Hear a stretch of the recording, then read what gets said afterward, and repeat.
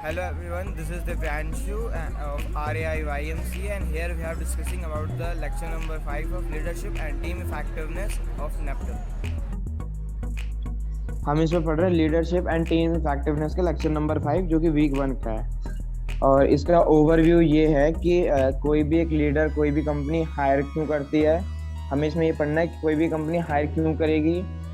Leadership में सबसे पहले स्टार्टिंग के वीक्स में वो क्या क्या मतलब उसकी क्या क्या रिस्पॉन्सिबिलिटी है, उसको क्या क्या अपने वर्क करने पड़ते हैं। और उसके बाद फर्स्ट डे या फर्स्ट मंथ से लेके पूरे 90 डेज का प्लान क्या होना चाहिए जब भी कोई एक लीडर किसी एक कंपनी को ज्वाइन करता है। लास्ट में हम एक केस स्टडी पढ़ेंगे और इसमें एक रिसर्च पेपर भी है, और इस चीज़ को पढ़ने के लिए बुक रिकमेंडेशन और अदर रेफरेंसेस भी हैं। So let's start with the topic. इतना ठीक है ना सुमित? हेलो। हाँ हाँ ठीक है। इसमें होता है leader development versus leadership development. हम सबसे पहले देखते हैं कि कोई भी एक लीडर जो खुद की डेवलपमेंट कर रहा है या पूरे और लीडरशिप डेवलपमेंट में होता है कि पूरे एंटायर टीम के साथ वो डेवलप कर रहा है।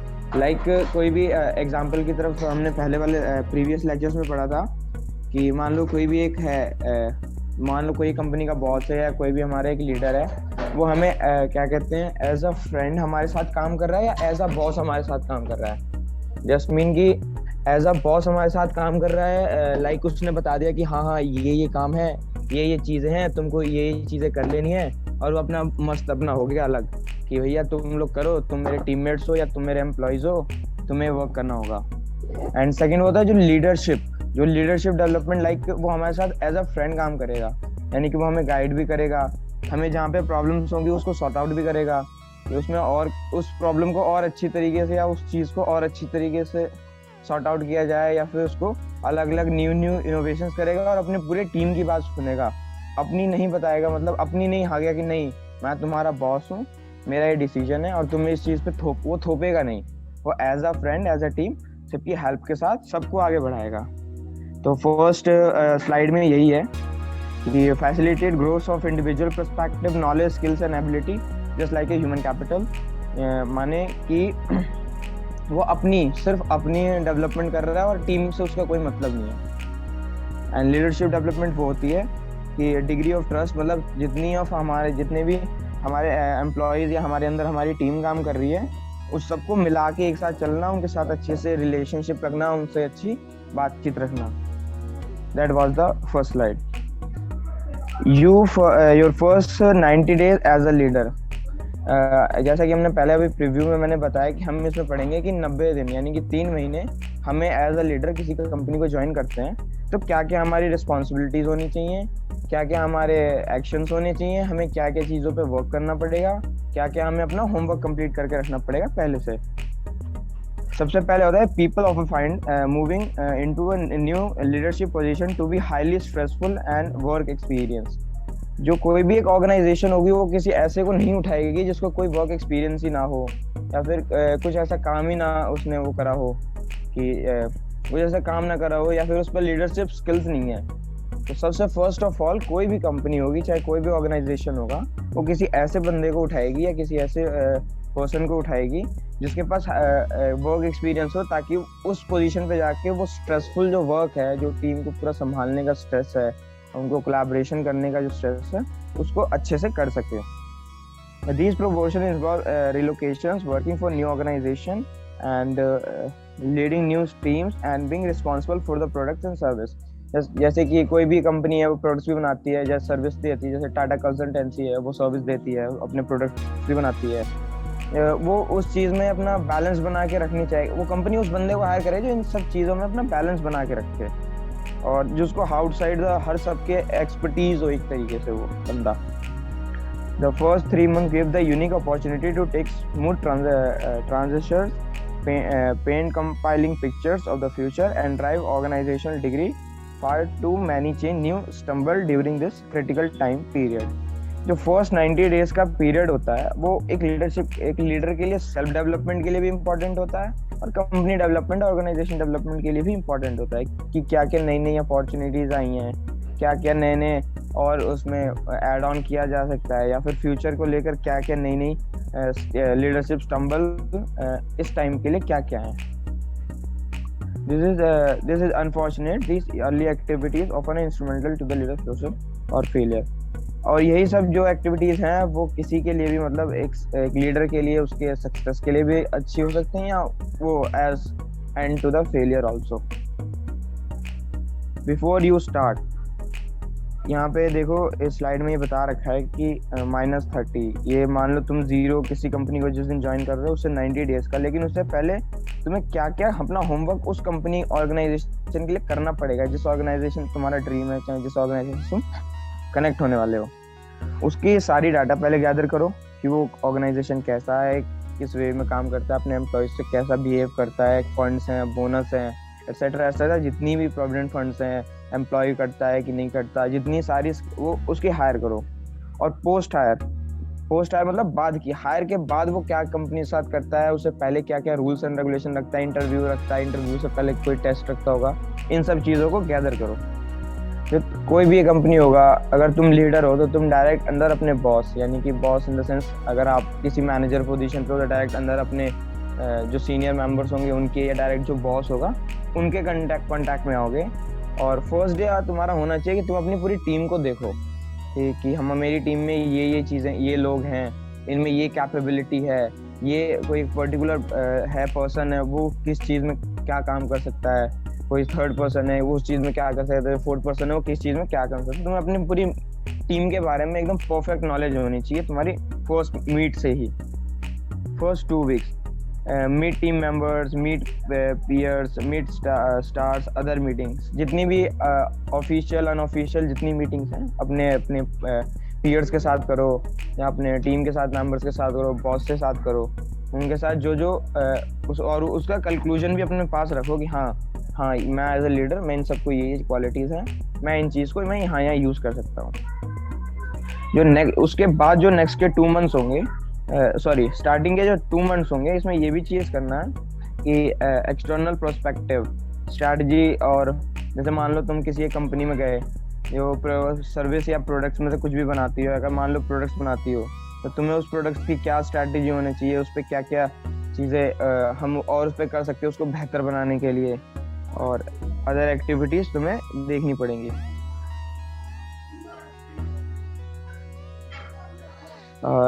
Third month, establish culture, team of side values, strategy of rhythm, improvement area. और मान लो तुमने कोई एक स्ट्रैटेजी बनाई किसी एक प्रोडक्ट के इम्प्रूवमेंट के लिए, फिर तुम्हें उस चीज़ में देखना ही पड़ेगा उस चीज़ में और इम्प्रूवमेंट किया गया जा सकता है। मतलब एज अ लीडर तुम्हें बैठना नहीं है, तुम्हें अपनी टीम के साथ काम करना है ताकि तुम सेल्फ डेवलपमेंट के साथ पूरी टीम, एंटायर टीम को डेवलप कर सको। हेलो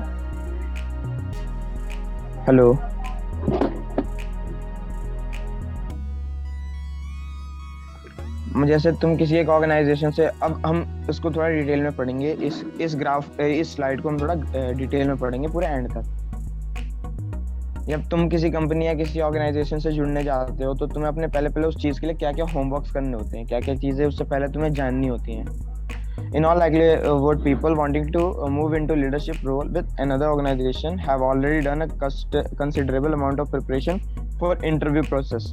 तुम्हें वहाँ पे जाके उनका इंटरव्यू क्लियर करना पड़ेगा सबसे फर्स्ट ऑफ ऑल। उनका इंटरव्यू होगा, पर्सनल इंटरव्यू लेंगे तुम्हारा। अगर कोई ऑर्गेनाइजेशन अपना टेस्ट भी लेती है, ये ध्यान रखना। Candidates should have must read as they can about the organization by reviewing their website, annual reports, press release and marketing literature. कोई भी एक कंपनी है, जैसे मान लो मैं तुम्हें टाटा का एग्जांपल देता हूँ। टाटा कंपनी अपने क्या प्रोडक्ट्स रखती है, उस सब चीज़ की जो डाटा गैदरिंग्स होती है, उसकी जो जनरल पब्लिश होते हैं, जो ऐसे रिसर्च वाले करते हैं, IITs करती हैं या स्टेट इंस्टीट्यूट करती हैं कि इस प्रोडक्ट्स की इतनी मार्जिन हुई, ये हुआ, इस प्रोडक्ट से टाटा कंपनी को इतना फ़ायदा हुआ, इतना नुकसान हुआ। ये जो जनरल्स होते हैं, जो पब्लिश होते हैं, जो प्रेस रिलीज होती हैं, जो गवर्नमेंट ऑफ इंडिया अपना प्रेस रिलीज देती है, उसमें हर एक कंपनी और ऑर्गेनाइजेशन के बारे में डिटेल देती है। और उसका मार्केट रिकैप क्या है, मतलब लोग उसके बारे में क्या सोचते हैं मार्केट के एरिया में, उस प्रोडक्ट के बारे में, उस प्रोडक्ट या उस कंपनी के बारे में तुम्हें ये सब चीज़ें पता करनी पड़ेंगी।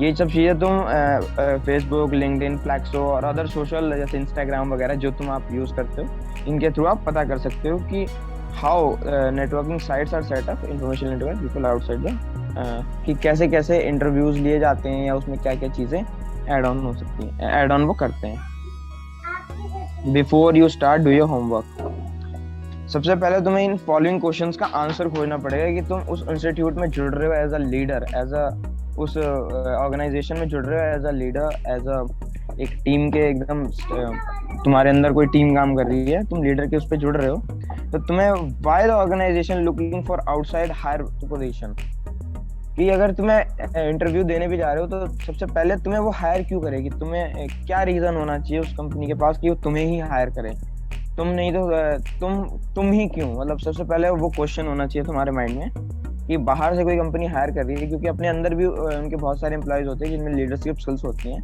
वो उस पोजीशन के लिए क्यों नहीं वैलिड है, तो या तुम जा रहे हो तो तुम क्यों वैलिड हो, तुम्हें पहले उसका आंसर वो करना पड़ेगा। What can make the function और a team to be led more effective, as अगर तुम उसमें सेलेक्ट हो गए तो तुम उस चीज के लिए क्या कर सकते हो कि वो जो टीम जो तुम्हें मिलेगी उसके लिए क्या क्या इफेक्टिव चीजें कर सकते हो तुम। Are you getting my point? What is currently work. Okay भाई बोल लिया करो बीच में, ऐसे समझ में आता है कि खुद ही पागलों की तरह बोले जा रहे हैं। यस नो या डाउट करवा रहे हैं, करवाते रहे, सही कर रहे हैं। डाउट, यस नो या कुछ बोल लिया करो ताकि समझ में आए कि हाँ कोई है सामने। ठीक है ठीक है। And third question is that कि what is currently working to in the function or team to be led, what is currently working in the function or team to be led. हाँ ये पॉइंट तो भाई मेरे को भी समझ में अच्छे से नहीं आया, लेकिन जहाँ तक मुझे समझ में आया इसका मतलब कि किसी भी तुम उस फंक्शन उस कंपनी में जुड़ रहे हो कि तुम उसके लिए वो क्या काम कर रही है, अभी वो टीम अभी किस वर्क पे या किस रिसर्च पे काम कर रही है। मुझे समझ में आया है, ये तू बता सकता है तो बता दे यार। जैसे तू उस कंपनी में लीडरशिप के लिए ज्वाइन कर रहा है, तो मतलब तुझे वो ज्वाइन करवा रहे हैं क्योंकि उनको नीड है, तो उनकी कंपनी में अभी कोई प्रॉब्लम आई हुई है, तो कह रहा है कि कंपनी में ऐसी कौन सी प्रॉब्लम है जिसके कारण मतलब जिसमें इम्प्रूवमेंट चाहिए अभी, तो काम में इम्प्रूव स्कोप ऑफ इम्प्रूवमेंट है। से what is currently not working, जो भी वर्क काम नहीं कर रही जो चीज, तो नहीं मैं थर्ड पॉइंट की बात कर रहा था, मैं थर्ड पॉइंट की बात कर रहा था, what is currently working in the function or team to be led. Okay उसमें अपोजिट होगा। अच्छा मतलब एक तो होगा जहाँ एक तो होगा जहाँ स्कोप ऑफ इम्प्रूवमेंट है, और एक वो होगा जहाँ पे स्कोप ऑफ इम्प्रूवमेंट नहीं है लेकिन बट वो वहाँ पे चाहते हैं लीडर।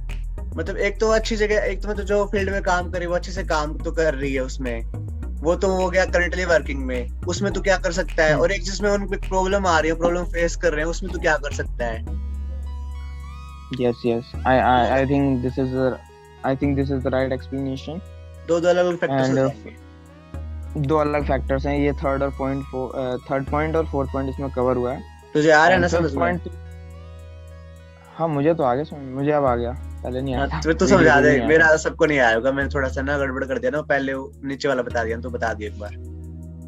अच्छा ठीक है, जैसे ये थर्ड और पॉइंट मतलब अपने आप में कोरिलेटेड है, ऑपोजिट है एक दूसरे के। थर्ड पॉइंट में ये बोल रखा है कि किसी भी टीम में तुम काम करने जा रहे हो, उस कंपनी ने तुम्हें हायर कर लिया, उस ऑर्गेनाइजेशन ने तुम्हें हायर कर लिया, तुम्हें जो टीम मिल रही है वो करंटली किस टॉपिक पे वर्क कर रही है, क्या वो चीज सही चल रही है या फिर उसमें इम्प्रूवमेंट की जरूरत है कि वो तुम्हें हायर करना चाहती है। ये मैंने दोनों पॉइंट एक साथ कवर करे हैं। And what about the function or team to keeping interviewers awake at night? What about the function or team to keeping interviewer awake at night? Sumit ये पॉइंट भी एक्सप्लेन कर। कांश मैंने इसके बारे में इसको हिंदी में कन्वर्ट करके देखा था इस लास्ट पॉइंट को। इसका हिंदी में मीनिंग तो ये जाता है कि रात में साक्षात्कारकर्ता को जगाए रखने वाले समारोह या टीम के बारे में क्या। मुझे लगता है इसका मीनिंग ये जा रहा है कि सेंटेंस का, तो जिस टीम को आप ज्वाइन कर रहे हो ना, मतलब उस वो टीम किस चीज के लिए या तो फेमस है, मतलब उस टीम में बेस्ट क्या, मतलब किस चीज के लिए जानी जाती है वो टीम जिसको आप ज्वाइन कर रहे हो एज ए लीडर। हाँ एक तरीके से ये हो सकता है, बट प्रथम वाला पॉइंट जो था वो इसको थोड़ा और ज्यादा या इंटरव्यूअर्स, मतलब वो अगर उसको लेंगे ना प्रथम वाले पॉइंट को, प्रथम वाला पॉइंट कह रहा है कि मतलब आपके बारे में, लेकिन यहाँ about the function or team लिखा है, नोट ये नहीं लिखा कि व्हाट अबाउट यू। चल ठीक है, बट चेक करेंगे इस पॉइंट को, ये पॉइंट थोड़ा एक उसमें रखते हैं साइड बाय में। मतलब ऐसा कर होगा, लो, मुझे देखो लगा। अभी आधे घंटे में 2 स्लाइड ही हुई है, थोड़ा जल्दी कर लो, हाँ ज्यादा ही एक्सप्लेन कर करना आगे पड़ेगा। कर। देख, तुम्हारा फर्स्ट डे है कि तुम्हारा, जो मैंने अभी कहा था कि फर्स्ट डे तुम्हारा फर्स्ट एक्सप्रेशन होता है तुम्हारे टीम मेंबर्स या तुम्हारे बॉस के साथ। तो new leaders have the critical task on the first day to meet their new boss and their new team. The first should happen to the boss office and you have to go hour long. हाँ, ये चीज़ पे भी कोई भी तुम अगर join कर रहे हो, तुम बॉस के साथ तुम मीटिंग कर रहे हो, तो एक जो सबसे क्रिटिकल पॉइंट होता है ना कि तुम्हारी बॉस के साथ मीटिंग हुई कितनी देर, क्योंकि जितने टॉप क्लास के लेवल के लोग होते हैं उनकी 4 मिनट्स के हिसाब से बहुत ज़्यादा वो होती है, क्या कहते हैं, कि तुम अगर मीटिंग कर रहे हो तुम अपनी चीज़ को कितना प्रिसाइज वे में और कितना कंसाइजली बोल रहे हो, बहुत छोटे में तुम अपनी सारी चीज़ों को कैसे एक्सप्लेन कर रहे हो। बिजनेस लाइन में सबसे बड़ा एक की पॉइंट माना जाता है कि तुम किसी भी चीज़ को सबसे कम शब्दों में और सबसे ज़्यादा एक्सप्लेन कैसे कर सकते हो। एक लीडर में गुण होता है, ये याद रखना, एक टैलेंट होता है, एक गुण होता है। लाइक तुम्हें बॉस के साथ कितने आवर्स की मीटिंग हुई, ये चीज़ तुम्हारा फर्स्ट एक्सप्रेशन, ये सब चीज़ें मैटर करती हैं तुम्हारा। Identified important objective matrix and important products. I think ये पता होगा तुम्हें पॉइंट कि तुम्हें उसकी टीम की क्या क्या ऑब्जेक्टिव्स हैं, क्या क्या उस चीज़ों पे काम कर रहे हैं और उसके इम्पोर्टेंट प्रोजेक्ट्स क्या क्या हैं। जस्ट लाइक दैट कि कोई कंपनी किसी चीज़ को प्रोडक्ट बना रही है तो वो चीज़ तुम्हें देखनी पड़ेगी कि इसका ऑब्जेक्टिव क्या है, इसका ये बन कैसे रहे हैं और इसमें कैसे कैसे हम चीज़ों को या फिर रेट को कम कर सकते हैं और अपने प्रोडक्ट को और इम्प्रूव कर सकते हैं। Understanding the boss views of the team strength and weakness. तुम्हें अपने बॉस की भी तुम्हें बात सुननी पड़ेगी। एक तो है कि तुमने मीटिंग अपने टीम मेंबर्स की बात सुनी और एक है तुम अपने बॉस की बात सुन रहे हो। बॉस ये कहता है कि नहीं, ये टीम में लीडर, इस टीम में मतलब इतना पोटेंशियल नहीं कि ये काम कर सके, लेकिन टीम में तुम देख रहे हो कितना पोटेंशियल है काम कर सके, तो तुम्हें उस चीज़ पे वो एक ब्रिज बनना पड़ेगा अपनी टीम और अपने बॉस के बीच में। Working through meeting schedules and communication styles, how and what should the boss want to be kept informed. Sharing plans of the day and next several week. तुम्हें अपने बॉस के साथ वो सारी मीटिंग को अपने तुम क्या करना चाहते हो, क्या तुम्हारे ऑब्जेक्टिव है, गोल्स है, वो तुम्हें अपना शेयर करना पड़ेगा। First 2 weeks lay the foundation. पहले 2 हफ्ते तुम्हें उस चीज़ पे काम करना पड़ेगा, जैसे कि तुम्हें फाउंडेशन, जैसे किसी भी इमारत को खड़ी करने के लिए फाउंडेशन डालते हैं, तो तुम्हें अपनी टीम बिल्ड करने के लिए तुम्हें एक फाउंडेशन डालनी पड़ेगी जो तुम्हें इससे सीखनी पड़ेगी कि जितना ज़्यादा से ज़्यादा हो सके उतना सीखो कि हम इस चीज़ में इतना कर सकते हैं, इस चीज़ में ये पॉइंट्स ऐड कर सकते हैं। अपने उसके साथ एक अच्छा रिलेशन बनाओ, अपने टीम के साथ अच्छा रिलेशन बनाओ कि हाँ, उनकी बातें तुम तक पहुंचने में उनको घबराहट ना हो कि वो कुछ बोल रहे हैं कि तुम्हें ऐसा बॉस नहीं लेके, ऐसा लीडर ना लेके तुम्हें अपना फ्रेंड ले।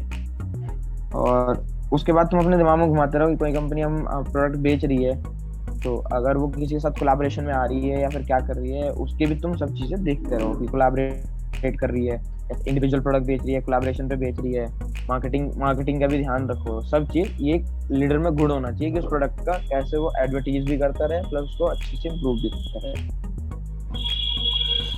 The one-on-one meeting has usually lasts from the last 2 hours, and some of the critical questions are include this: what is the team member working on? What is team member objective? People issue of the team. Can the team do better? And advice the team members have to have. Advice do team members have for the new leader? And what can the new leader can do help for the team? I think ये 5 point तुम्हें clear होंगे। Clear है सबको ये point? हाँ, clear. चलो मैं आगे बढ़ रहा हूँ फिर, क्योंकि ये सिंपल है कि तुम्हें अपना ये पॉइंट्स पे तुम मतलब कोई भी एक लीडर देखेगा इस पॉइंट को, क्या क्या टीम के third point, people issues on the team. What are the people issues on the team? जैसे कोई भी एक टीम है, मान लो टीम कोई कह रहा है कि बॉस कह रहा है हमारा कि नहीं, ये टीम बेकार है, इसमें इतना पोटेंशियल नहीं है कि इतने बड़े प्रोडक्ट को कर सकता है, तो वो क्यों नहीं कर सकता, तो उसका भी तुम्हें रीजन ढूंढना पड़ेगा। ये है इसका पॉइंट, इसका मतलब।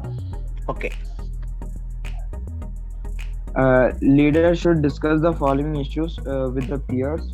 The peers objective challenges team structure are like, जैसे मान लो तुम एक ऑर्गेनाइजेशन में जुड़ रहे हो, तो तुम्हारी तरह वहाँ पे और भी बंदे हैं, तुम्हें उन सबसे अपने पीयर्स होंगे, तुम्हें जो पार्टनर्स होंगे उन सबसे भी मीटिंग करनी पड़ेगी, उनसे बात करना पड़ेगा कि क्या क्या उनके न्यू लीडर के बारे में पर्सपेक्टिव और उसको कैसे बेटर किया जा सकता है। Their perspective on the new leaders, team members, how to best communicate with the boss and get। ये मैं 2 चीज़ें मैं पहले वो कर चुका हूँ कि एक्सप्लेन कर चुका हूँ, थर्ड और फोर्थ पॉइंट कि तुम्हें ब्रिज बनना पड़ेगा अपनी टीम और अपने बॉस और ऑर्गेनाइजेशन के बीच में, और तुम्हें टीम मेंबर्स की बात सुननी पड़ेगी, तुम्हें अपने बॉस की बात सुननी पड़ेगी, और उस चीज़ में तुम्हें कॉम्प्रोमाइज करना पड़ेगा। How issues get raised and decision make on the boss team। जैसे बॉस ने कोई डिसीजन लिया और उसने थोप दिया, तो तुम्हें वहाँ पे भी काम करना पड़ेगा उसके लिए कि बॉस सही डिसीजन ले, या बॉस जो डिसीजन ले उसको सही करे। मतलब जो हमारी टीम है वो बॉस के डिसीजन को सही करे, क्योंकि कोई भी बॉस होगा वो ये नहीं चाहेगा कि उसकी कंपनी डूबे। फर्स्ट ऑफ ऑल यही पॉइंट रखना है। First 2 month strategy, structure and staffing। Some of the tasks to be performed during the time include gathering benchmarking information from other organizations, meeting with the key external customers and suppliers, and if appropriate, meeting with the former team leader। वैसे तो होता नहीं है कंपनियों में, बहुत सारी company जो एक बार लीडर को निकाल दिया या एक बार एम्प्लॉयर को निकाल दिया तो वो उसके डिसीजन को लेती नहीं है, बहुत सारी कंपनीज नहीं लेती।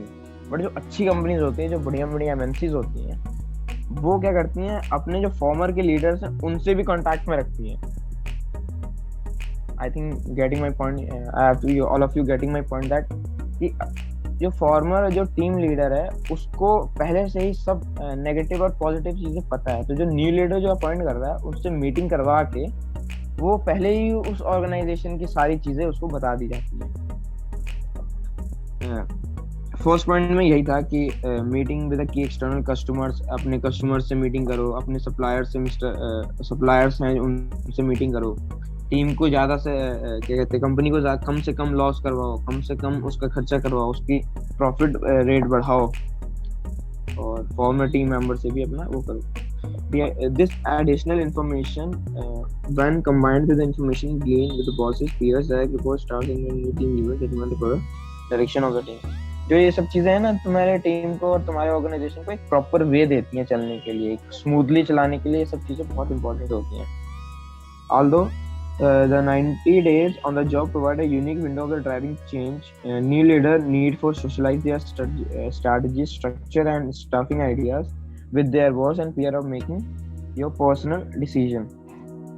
although जो 90 days की जॉब प्रोवाइड है यूनिक, तुम्हें एक तरीके से ओवरव्यू मिल जाता है। जैसे हमारे कॉन्स्टिट्यूशन का एक प्रीएम्बल है कि उसमें सारे कॉन्स्टिट्यूशन की जितनी बातें हैं सबको एक पेज में बना दिया है। तो ये जो हमारे 90 डेज होते हैं ना, किसी भी ऑर्गेनाइजेशन के लिए दर्पण होते हैं। मतलब उस ऑर्गेनाइजेशन जैसे काम करती है, क्या काम करती है, क्यों काम करती है, क्या प्रॉफिट, क्या लॉस, अभी तक कितने लॉस हो चुके हैं, कंपनी का एस्टिमेटेड वो कितना है, इस सबका ओवरव्यू देते हैं।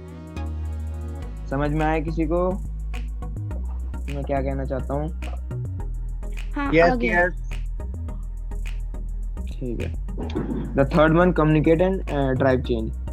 At this point in the new leader tenure, he or she has developed a vision of the future and can articulate how the team will win, identified the what, why, and how any needed changes, and defined a clear set of expectations for the team members। जो तुम्हारे 90 days में, तुमने 60 days तो मैंने अभी तक जितना बताया, पहले तुम्हें उन चीज़ों पे काम करना है कि कंपनी का ओवरव्यू देखना है, काम उसको देखना है, कंपनी कैसे काम करती है वो देखना है, उसकी वो सब चीज़ें पॉलिसीज वगैरह देखनी है।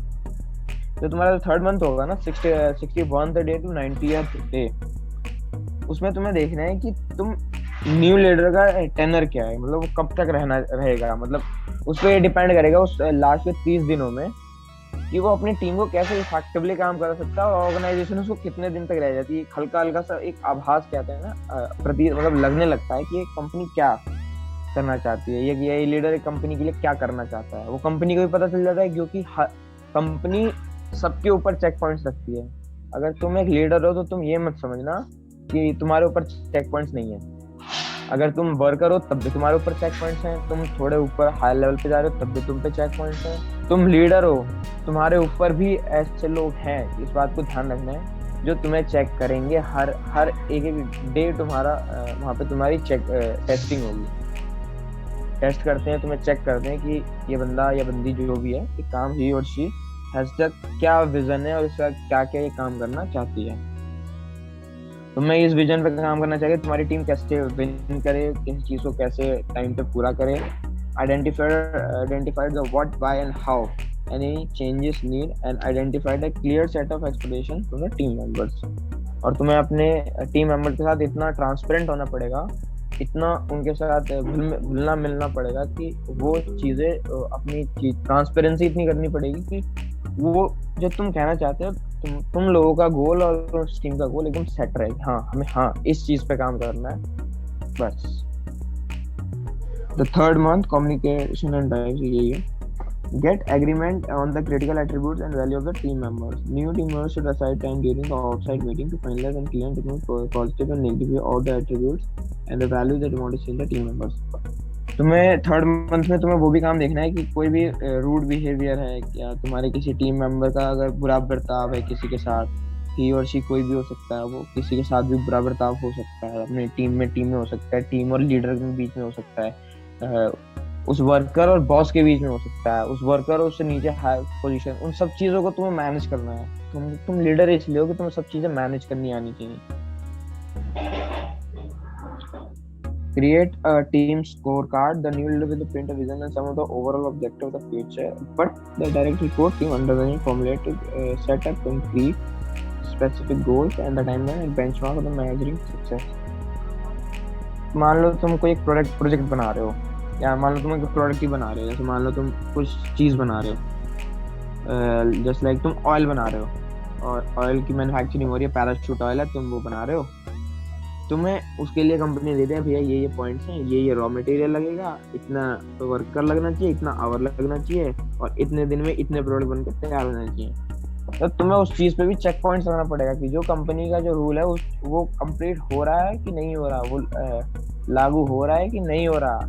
उस प्रोडक्ट को बनाने में अगर तुम्हें कंपनी ने 5 वर्कर दिए हैं तो 6ठा वर्कर तो उसमें काम नहीं कर रहा। उसको बनाने में कंपनी ने 50 रुपए दिए हैं तो 51 रुपए तो नहीं लग रहे। उस कंपनी को बनाने के लिए कंपनी ने 3 दिन का टाइम दिया तो उसमें 4 दिन तो नहीं लग रहे। तुम्हें वो सब चीजें देखनी पड़ेंगी। Establish an operating rhythm once the direction and goals have been clarified।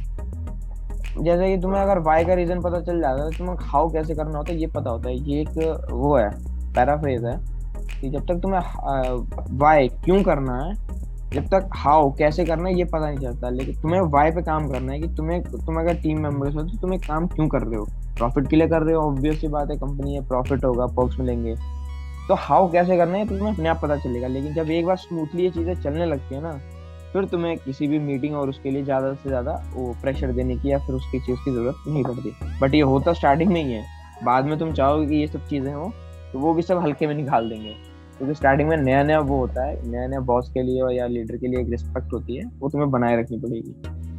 The new leader and the direct report team under determine how often they meet and their estimate and focus on content of the meeting and the goals। इन दोनों points में यही है। Establish an operating rhythm। Establish task force to work and key initiative। In all likelihood, a number of issues we need to address by the team। Hello, meeting चल रही है ना? ठीक है। मुझे लगा वो 42 हो गए तो मीटिंग ऑफ हो गई। हाँ, मैं यहाँ पे था, कहाँ पे था? हाँ, in all likelihood number of issues will need to be addressed by the team। Some of these issues can be discussed and resolved during the offsite meeting। ये जरूरी नहीं है कि तुम कंपनी में ऑफिशियल मीटिंग करके ही सारे उसके प्रॉब्लम्स और उसको सॉल्व आउट कर सकते हो। कुछ मीटिंग्स ऐसी होती है जो पर्सनली होती हैं, किसी एम्प्लॉयर के पर्सनल लाइफ से रिलेटेड होती हैं। उस पर्सनल लाइफ और प्रॉब्लम को सॉल्व करने का सबसे जो मेन रीजन होता है ना कि उसका पर्सनल लाइफ का मैटर उसके काम के बीच में ना है। तुम्हें वो चीज भी अपने टीम के साथ, अपने वर्कर के साथ मेंटेन करनी पड़ेगी। एक रिसर्च पेपर हुआ है यहाँ पे जो कि 18 फरवरी 2014 को रिलीज हुआ था। एक जर्नल है, एक leadership and organization development journal है, उसमें ये पब्लिश हुआ था। इसके कुछ की पॉइंट्स हैं जो नीचे होंगे, बाकी तुम देख लो कि किसने और इसको क्यों करा था। इसको करा था ऑथर्स थे वैन सिंह एंड डगलस मूर। और इस पेपर में था, इस पेपर की टाइटल था कि embarrassing leadership a multi faceted model of leader identity development. I think तुम्हें नाम से ही पता समझ में आ रहा होगा कि एक लीडर की क्वालिटीज और उसके वर्क्स के बारे में इन्होंने 2 लाइन में एक्सप्लेन कर दिया है कि ये एम्बैरेसिंग लीडरशिप या मल्टीफेस्टेड मॉडल और लीडर आइडेंटिटी डेवलपमेंट। नाम समझ में आया किसी को? हेलो? नहीं। नाम क्या मतलब?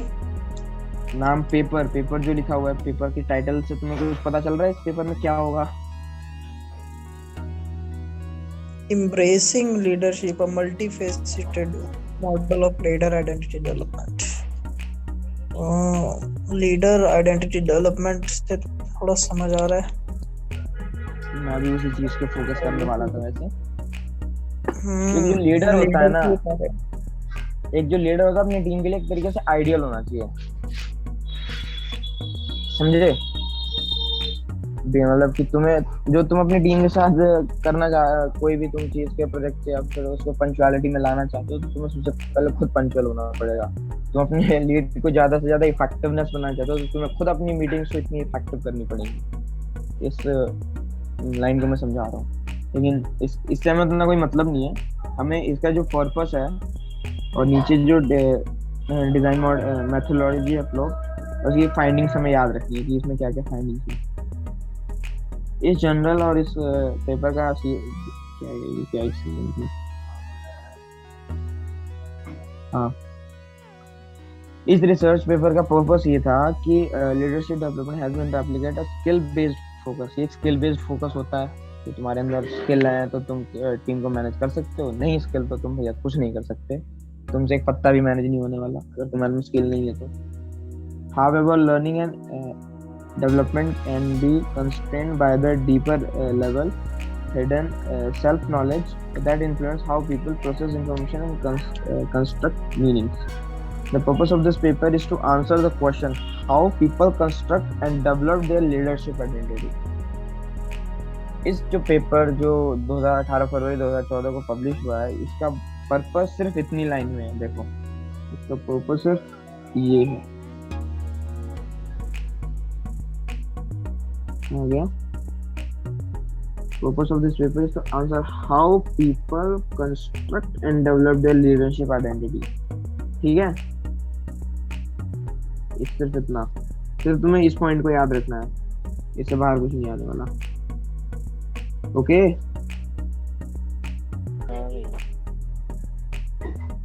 चलो आगे बढ़ते हैं, इसको हटाते हैं। Stop annotation. The author intend to shed light on the critical facets of the identity changes or the individual grapple with existing understanding of self and of leadership, transform them and adopt new personalized notation of leadership into their identity, resulting in high level of confidence. इस paper का ये purpose था कि कोई भी बंदा या कोई भी पर्सन उसमें जा रहा है, वो अपने आप में लीडरशिप की किस चीज़ को डेवलप करे, क्या क्या इम्प्रूवमेंट करे अपने आप में, क्या क्या स्किल्स लाए, किस चीज़ पे उस पर काम वर्क करना पड़ेगा। इसका बेसिक पर्पस यही था। Design methodology approach the authors conducted a grounded theory study of participants and their mentors to lay leadership development program on Catholic diocese. The authors inductively drew a conceptual model describing how leader identity evolves. इसको छोड़ो, इस paragraph को, तुम इसकी findings पे ध्यान दो. The findings suggested that the leader identity development was not a unidimensional. मतलब कोई भी एक लीडर एक डायरेक्शन में काम नहीं कर सकता. अगर वो मान लो पंचुअल है तो तुम सबको कहो कि हाँ भैया तुम पंचुअल हो, तुम पंचुअल नहीं, थोड़ा उसको मल्टी डायरेक्शनल भी होना पड़ेगा, उसे ऑल फैक्टर्स पे काम करना पड़ेगा. लाइक उसको अपनी टीम के साथ, अब खुद तो पंचुअल रहना ही है, जो तुम अपनी टीम में चाहते हो पहले तुम्हें खुद करना पड़ेगा, फिर तुम अपनी टीम को भी पंचुअलिटी लाओ, उसमें क्या क्या उसमें डेवलप लाओ, उसके डेवलपमेंट लाओ, इम्प्रूवमेंट लाओ, नई नई चीजें आओ, उनके भी व्यूज सुनो, अपने व्यूज दो, एज अ फ्रेंड उनके साथ काम करो, जो तुम्हारे भी लीडरशिप डेवलपमेंट के लिए अच्छा होगा. और ये यूनिडायरेक्शनल नहीं होगा, ये मल्टी डायरेक्शनल टास्क हो जाएगा तुम्हारे लिए. Rather, it is a multifaceted process of compromising three key facets of identity development: expanding boundary, recognizing interdependencies, and discerning purpose. ये मैं वही कहना चाहता हूँ कि तुम्हें एक यूनि डायरेक्शनल में काम नहीं करना, तुम्हें मल्टी डायरेक्शनल में काम करना है और उस कंपनी को प्रॉफिट करना है। Further, it is a co-evolvement of the three factors of problem broadening, understanding, and leadership that led to more silent leader identity. Practical implications, the findings could be used to guide leadership development professionals to build targeted learning activities around key components of leader identity development, diagnose where people are in their leadership journey, set personalized goals with them, and provide pointed feedback to the learners in the process of developing their leader identity. मतलब तुम्हें सबके साथ वो रहना पड़ेगा, cooperative रहो, उनके साथ एज अ फ्रेंड रहो, फ्रैंक रहो, ट्रांसपेरेंट रहो। ये सब जो गुण होते हैं ये इसमें होने चाहिए। यहाँ पे तुम्हारा ये लेक्चर खत्म होता है, इसके बाद केस स्टडी है। अब तुम्हें लेक्चर में कुछ समझ में नहीं आया वो बता दो भाई। फाइंडिंग्स की एक बारी थोड़ी समरी और एक बारी दे दो, ये जो बता दो बस थोड़ा सा। मैं इसको बिना पढ़े बता रहा हूँ ऐसी। इसकी फाइंडिंग्स ये थी कि जो पेपर पब्लिश हुआ था उसकी फाइंडिंग उन्होंने पहले इसको करा, उस पर लोगों पे उन्होंने इसको रिसर्च करा और इसकी फाइंडिंग सिर्फ इतनी थी कि एक जो लीडर होता है वो कभी भी यूनिडायरेक्शनल में काम नहीं कर सकता, उसे multi talented multi directional work experience होना चाहिए, अपनी टीम को संभालना आना चाहिए, उनको मैनेज करना चाहिए, उसको कोऑपरेटिव होना चाहिए अपनी टीम के साथ, उसको अपने बॉस और अपनी टीम के बीच में एक लिंक होना चाहिए जो कभी टूटने नहीं देना। बॉस क्या कह रहा है और अपनी टीम क्या कह रही है, उसको हमेशा इंटरडिपेंडेंट रहना है। बॉस जो डिसीजन ले रहा है उसे अपनी टीम कैसे ले रही है, जो हम डिसीजन ले रहे हैं उसको हमारा बॉस कैसे ले रहा है, ये सब चीजें तुम्हें देखनी पड़ेंगी, मैनेज करनी पड़ेंगी। उसकी पर्सनल लाइफ से भी तुम्हें उसके प्रॉब्लम्स हटाने पड़ेंगे, वो जहाँ पे वर्क कर रहा है वहाँ पे भी कोई प्रॉब्लम्स हो तो तुम्हें उसको दूर करनी पड़ेंगी। ये सब सारी चीजें क्वालिटी एक लीडर की होनी चाहिए, क्योंकि लीडर एक तरीके से उस सबका एक तरीके से देखभाल करने वाला होना चाहिए। और डिसीजन अपना डिसीजन लीडर को ये ध्यान रखना पड़ेगा कि मैं कोई डिसीजन ले रहा हूँ, मेरी टीम इससे परेशान तो नहीं है, या मेरी टीम इससे मेरे डिसीजन के बिल्कुल अपोजिट तो नहीं कर रही, या फिर मेरी टीम ये है कि मेरे को रिस्पेक्ट देने के लिए मेरी टीम ये मेरा जो गलत डिसीजन है उसको भी मान रही है। नहीं, तुम्हें उसके साथ एज अ फ्रेंडली अपने उससे फीडबैक लेने हैं, उनसे बात करनी है। इसकी ब्रीफिंग और इस जनरल की ब्रीफिंग यही थी। आया पर सब समझ में? हाँ आ गया, थैंक यू। अब time to act as a leader, और किसी को कोई प्रॉब्लम तो नहीं है बता दो, मैं फिर केस स्टडी पे जाऊंगा। हेलो, नो, किसी को भी दिक्कत नहीं है ना? कोई कितने हैं वैसे? मैं तो देख भी नहीं रहा। 5। कौन कौन? सुमित, दिवांशु, अंजलि, मानसी, प्रथम, अभी थोड़ी देर पहले रजत भी था, वो भी गया। अच्छा, रजत गया। प्रथम, सुमित, तुम्हें कुछ आ गया सब समझ में? कोई डाउट नहीं है? नहीं भाई, धन्यवाद। No problem. एंड अंजलि और मानसी, तुम्हें भी कोई प्रॉब्लम नहीं है मैं केस स्टडी पे आऊं? नहीं है प्रॉब्लम, आ गया समझ। ठीक है, अब तुम्हें एक केस स्टडी है, time to act as a leader. यहाँ पे जो नाम है इसको तुम अपने आप से मतलब रिलेट करके देख सकते हो। मान लो तुम एक एसोसिएट डायरेक्टर हो किसी नॉन प्रॉफिट एजेंसी है कि वो असिस्टेंट जो provide assistant to the family and children, family और चिल्ड्रन को असिस्टेंस दे रही है। She head of the department, और वो एक लेडी है, लॉरा नाम है उनका, और वो हेड ऑफ द डिपार्टमेंट है दैट फोकस ऑन इवैल्यूएटिंग। क्या नाम है उसका? भाई पढ़ ले, लॉरा नाम है उनका। लॉरा इज द, लिखा हुआ है, is the associate director of non-profit agency that provides assistance to children। है कि वो एक लॉरा एक नाम की लेडी है जो एक हेड ऑफ द डिपार्टमेंट है या एक कंपनी की हेड है, जो क्या करती है चिल्ड्रंस और उनकी फैमिली को असिस्टेंस देती है। लेकिन कुछ टाइम के बाद ड्यू टू पेंडेमिक और एनी अदर रीजन शॉर्टेज हो जाती है स्टाफ और वर्कर्स की, जिसकी तरह से प्रॉपर वो नहीं हो पाता, और जहाँ से उनको फंड्स मिल रहे होते हैं ना वो भी नहीं मिल पाते। अब इसमें है कि 2 मैनेजर हैं, ये 2 मैनेजर के बारे में पढ़ लेना। इसमें लिखा है who provide support to the another department deliver behaviour है। वो एक जो मैनेजर होगी वो हेल्थ से रिलेटेड है, और जो दूसरी मेंबर है वो सोशल वर्क और रिसर्च से रिलेटेड है। तो क्या इसमें है, और एक है कि इसमें बहुत जरूरी है कि उसमें डोनेशंस नहीं है, कंपनी में फंड्स नहीं है। इसकी वजह से लॉरा जो लेडी है उनको बाहर जाना है, ट्रैवल करना है और फंड्स कलेक्ट करना है। लेकिन वो एक कि द मैनेजर आर सेंसिंग, जब स्टाफ की कमी होने के चक्कर में जो प्रेशर पड़ रहा है, ऐसे मान लो तुम लीडर हो, 5 लोगों की टीम हुई, 5 लोगों को 10 काम असाइन हो गए, एक बंदे को पर बंदे को 2 काम असाइन है कि तुम्हें दिन में 2 काम करने हैं। या मान लो एक बंदे को एक ही काम असाइन हुआ, 5 बंदों को 5 काम, तुम लीडर, तुम सबको मैनेज कर रहे हो। 3 बंदों की तबीयत खराब हो गई, एक बंदे की डेथ हो गई, बचे 2 के ऊपर भी प्रेशर आ रहा है कि तुम उन 3 बंदों का काम करो, क्योंकि कंपनी को तो प्रॉफिट चाहिए, कंपनी को तो उतना आउटपुट चाहिए। अब वो इस सिचुएशन में तुम क्या करोगे, ये उस चीज के ऊपर है। बस अब तुम्हें खुद सोचना है कि हाउ, कि तुम लीडर हो तो तुम्हें उस सिचुएशन में क्या करना है। ठीक है, बस यही है। हाँ भाई कोई, हाँ भाई बोल। 5 बंदे थे है ना? हाँ 5 बंदे थे। 5 बंदे एग्जाम्पल ले रहा हूँ। 3 बीमार हो गए, एक मर गया, एक की डेथ हो गई। ठीक है, तो एक बंदा बचा, 2 बंदे बचेंगे। 2 बंदे बचेंगे ना। टीम 5 टीम है और एक उनका लीडर है। अरे एक लीडर है और 5 उसकी टीम है, मैं टीम मेंबर्स की बात कर रहा हूँ। अच्छा ऐसे बोलना, 6 बंदों की टीम है मतलब। हाँ 6 बंदों की टीम है, तू अच्छा, जैसे ले। मैं ये कह रहा हूँ कि एक लीडर है और 5 लोगों की 5 की टीम है, वो 5 है बंदे हो। अब इस सिचुएशन में तुम कैसे स्टाफ का अब एज अ लीडर तुम्हारी क्या रिस्पॉन्सिबिलिटी है कि तुम अपने स्टाफ का कॉन्फिडेंस कैसे बिल्ड करते हो, और इस चीज में तुम जो उसके लिए क्या अपने लीडरशिप स्किल की एडवाइस देना चाहते हो, जो कि लॉरा जो लेडी है उसको फॉलो करें। बाकी ये 2 बुक्स हैं और रेफरेंसेस, अगर तुम, वैसे मुझे पता है तुम लोग नहीं करोगे, बट फिर भी एक बार देख लेना, क्योंकि ये पूरी बुक तो तुम पढ़ने जाओगे नहीं। Thank you so much. ये लेक्चर खत्म हो गया, अब 6वां लेक्चर जल्दी आ रहा है। Like and subscribe please, and don't forget to share your feedback. Be tuned for more, and thanks for watching our video.